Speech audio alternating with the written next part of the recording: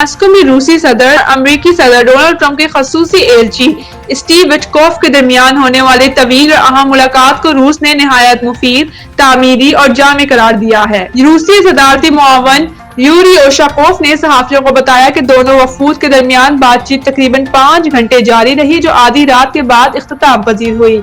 ओशाकोव के मुताबिक गुफ्तगू में मुख्तलिफ मामलात पर खुलकर तबादला ख्याल हुआ, ताहम अभी तक किसी बाकायदा समझौते तक पहुंचना मुमकिन नहीं हो सका। इनका कहना था कि इस मरहले पर पुतिन और ट्रंप के दरमियान किसी अलग मुलाकात की मंसूबाबंदी नहीं की जा रही है।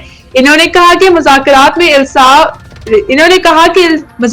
में अल्फाज या मुसवद्दों पर नहीं बल्कि असल मामलात पर बात हुई और दोनों जानिब ताउन के लिए बहुत बड़ी गुंजाइश मौजूद है। इनके मुताबिक अमेरिकी वक्त की कुछ तजावीज रूस के काबिल कबूल हैं, जबकि बाज़ नुकात ऐसे भी हैं जिन पर मॉस्को को तहफ़्फ़ुज़ात हैं। यूरी ओशाकोव ने यह भी तस्दीक की कि ये बातचीत इलाकाई अमूर पर भी गुफ्तगू हुई।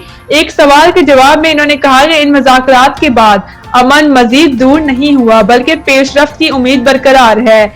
अमेरिकी वफ़द ने यूक्रेन तनाज़े के तस्फिये से मुतालिक 4 इजाफी दस्तावेज़ात भी रूस के हवाले की, जिनका जायजा लिया जा रहा है। रूसी सरमायाकारी के आले ओहदेदार किरिल दमतरबीव, जो रूसी वफ़द का हिस्सा थे, साबिक ट्विटर पर कहा कि मुलाकात नताइज खेज रही। दूसरी जानिब स्टीव विटकॉफ गुफ्तगू मुकम्मल होते ही अमेरिकी सफारत खाने रवाना हो गए। मुज़ाकरात से कबल व्लादिमीर पुतिन ने यूरोपीय ममालिक के किरदार पर सख्त तनकीद करते हुए कहा था कि यूरोप हकीकत से नजरें चुरा रहा है और वो अमेरिकी कोशिशों को सबोताज कर रहा है। इन्होंने खबरदार किया कि अगर यूक्रेन रूसी तेल ले जाने वाली गैर मुल्की जहाजों पर बहरा असूद में ड्रोन हमले जारी रखता है तो रूस यूक्रेन की समंदरी रसाई को मुकम्मल तौर पर बंद करने का भी इख्तियार रखता है।